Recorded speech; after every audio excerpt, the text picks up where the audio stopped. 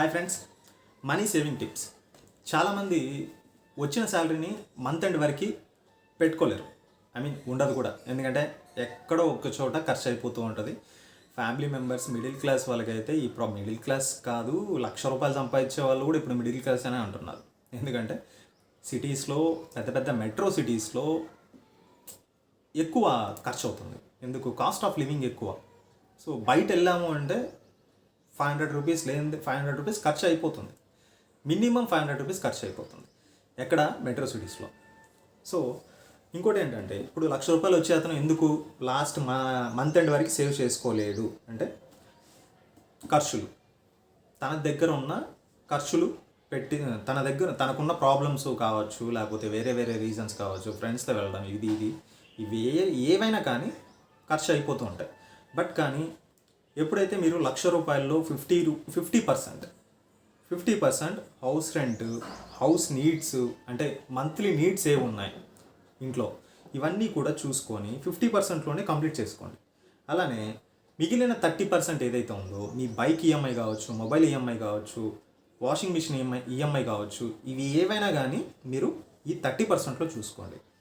ఇంకా 20%లో ఇన్సూరెన్స్ మీకు పాసిబిలిటీ ఉంటే 20% ఎక్కడైనా సరే ఇన్వెస్ట్ చేయండి. ఎస్ఐపిలో కావచ్చు, స్టాక్స్లో కావచ్చు, క్రిప్టోలో కావచ్చు, ఎక్కడైనా కానీ ఇన్వెస్ట్ చేసుకోండి. తెలియకుండా ఇన్వెస్ట్ చేయొద్దండి, తెలిస్తేనే ఇన్వెస్ట్ చేయండి. ఓకేనా? సో లేదు, ఖచ్చితంగా మీరు health insurance, life insurance compulsory తీసుకోండి. సో ఇన్సూరెన్స్ అనేది కూడా సేవింగ్సే తీసుకోండి. ఇప్పుడు టర్మ్ ప్లాన్స్ ఉంటాయి. కొన్ని టర్మ్ ప్లాన్స్ ఎలా ఉంటాయంటే రిటర్న్స్ రావన్నమాట. జస్ట్ ఊరికే మనకి టర్మ్ ఇన్సూరెన్స్ ఉంటాయి, 5,000, 6,000 ఉంటాయి. మనకి 30 years తీసుకోండి, 40 years తీసుకోండి అంటారు. బట్ కానీ మనకి ఎలాంటి రిటర్న్స్ రావు. బట్ కానీ ఎల్ఐసిలో ఒక ప్లాన్ ఉంది. ఆ ప్లాన్ గురించి తర్వాత మాట్లాడుకుందాం. ఆ ప్లాన్లో ఏంటంటే, మీరు 30 years తీసుకున్నా, 40 years తీసుకున్నా ఎంతైతే పే చేస్తారో, ఇన్ కేస్ మీకు 40 yearsలో ఏమి జరగలేదు అంటే ఆ అమౌంట్ అంతా మీకు అప్పుడు రిటర్న్ వస్తుంది. సో ఇలాంటి ప్లాన్లు సెర్చ్ చేయండి, చూడండి. ఏజెంట్ మీ ఫ్రెండ్ సర్కిల్ ఎవరైనా ఉన్నారేమో చూడండి, చూసి తీసుకోండి.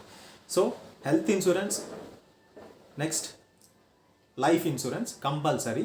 మీ ఫ్యామిలీ మెంబర్స్కి కూడా హెల్త్ ఇన్సూరెన్స్ కంపల్సరీ చేసుకోండి. ఎందుకు అంటే ఎప్పుడు ఏం జరుగుతుందో తెలియదు. 1 year ఏం కాలేదు, 3rd year ఏం కాలేదు, 4th year ఏం కాలేదు, 8th year ఏం కాలేదు. బట్ కానీ ఎప్పుడు ఏం జరుగుతుందో మనకు తెలియదుగా. కాబట్టి ఖచ్చితంగా మీరు హెల్త్ ఇన్సూరెన్స్, లైఫ్ ఇన్సూరెన్స్ తీసుకోండి. ఇన్వెస్ట్ అనేది కంపల్సరీ చేస్తూ ఉంటేనే లేదంటే మనము రిచ్ అవ్వలేము. ఓకేనా? This is Ravi Shastri. Thank you for watching.